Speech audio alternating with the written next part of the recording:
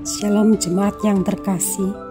Kali ini kita berjumpa di dalam perjalanan 38 hari karya Roh Kudus sepanjang sejarah gereja. Hari ini adalah hari yang ke-27. Bersama saya Fung Ju, kita akan mendengarkan kisah dari Johann Heinrich Bernstein. Beliau adalah misionaris yang diutus untuk mengabarkan Injil di Pulau Borneo atau Kalimantan.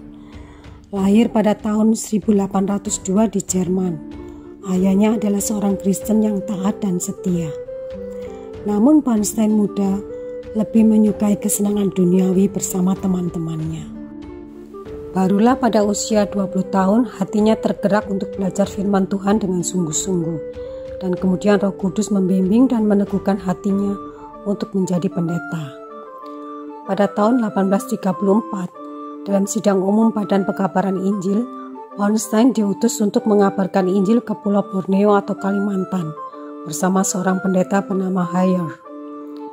Mereka tiba di Batavia pada tanggal 13 Desember 1834. Namun karena masalah kesehatan, Hayer terpaksa kembali ke Eropa.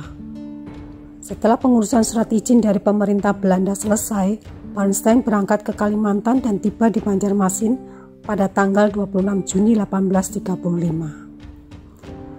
Pada awal-awal kedatangannya, Bernstein mempelajari dan menyelidiki serta mengadakan perjalanan-perjalanan observasi dan orientasi untuk pekerjaan pekabaran Injil. Dalam perjalanannya ini, di sebuah kampung bernama Gohong atau Kahayan, Bernstein mengangkat saudara dengan darah dengan kepala suku di sana. Barulah sejak itu Bernstein diterima oleh masyarakat suku Dayak dan dianggap saudara, sehingga lebih memudahkannya dalam berhubungan dengan warga setempat. Setelah perjalanan observasi, maka dipilihlah Banjarmasin sebagai pangkalan pusat pos pengabaran Injil.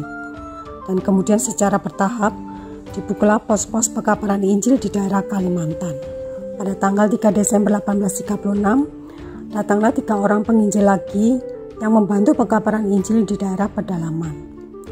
Selama bekerja di Banjarmasin, Bernstein telah banyak mengatur kedatangan dan kepergian para penginjil di wilayah Kalimantan ini. Dalam buku yang berjudul Tuaiannya Sungguh Banyak, karya Fridolin Ukur, ditulis tentang sejarah mula-mula pekabaran Injil di Kalimantan.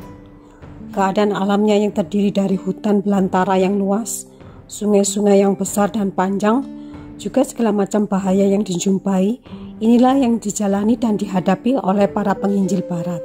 Karena adat kebiasaan hidup suku Dayak yang jauh dari kemajuan peradaban, terisolasi, buta huruf, dan masalah kesehatan yang buruk, membuat para penginjil memutuskan untuk mendirikan usaha-usaha pengobatan dan pendidikan terlebih dahulu.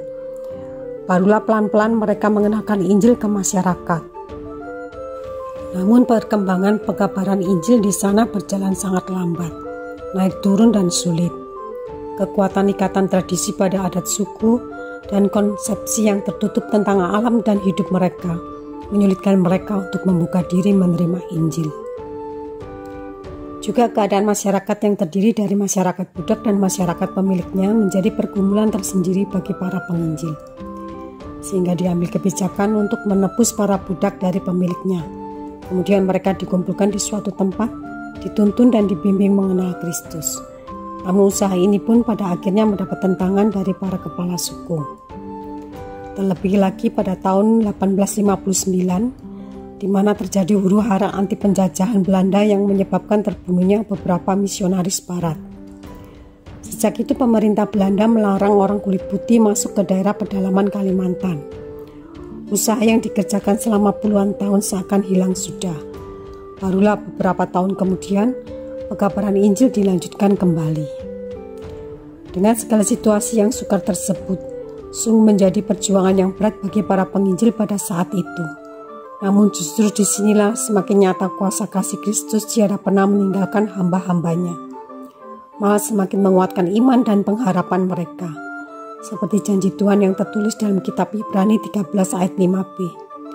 Aku sekali-sekali tidak akan membiarkan engkau, dan aku sekali-sekali tidak akan meninggalkan engkau. Syukurlah usaha-usaha pendidikan lebih membawa arti.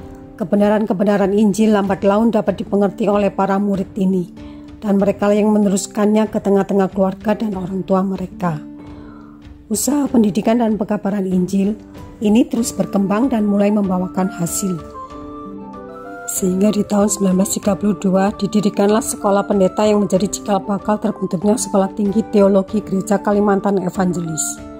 Dan pada tanggal 4 April 1935 dibentuk Gereja Dayak Evangelis yang kemudian menjadi Gereja Kalimantan Evangelis pada tahun 1950 sampai sekarang.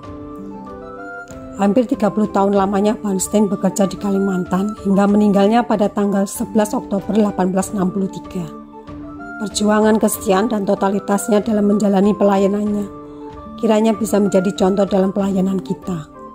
Walaupun tampaknya kurang memuaskan hasilnya, walaupun puluhan tahun daerah itu dikerjakan baru puluhan jiwa yang bertobat, tapi ia tetap setia mengerjakannya.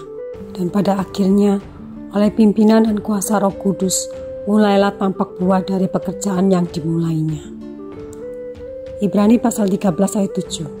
Ingatlah akan pemimpin-pemimpin kamu yang telah menyampaikan firman Allah kepadamu.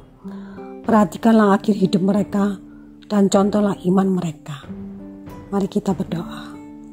Tuhan Yesus, sungguh luar biasa iman para hamba-Mu terdahulu. Walaupun keadaannya sukar dan mengecewakan, mereka tetap tekun dan setia. Teguhkanlah iman kami juga ya Tuhan, di dalam menjalani hidup dan pelayanan kami. Tolong kami tetap setia sampai pada akhirnya. Dalam nama Tuhan Yesus kami berdoa. Amin.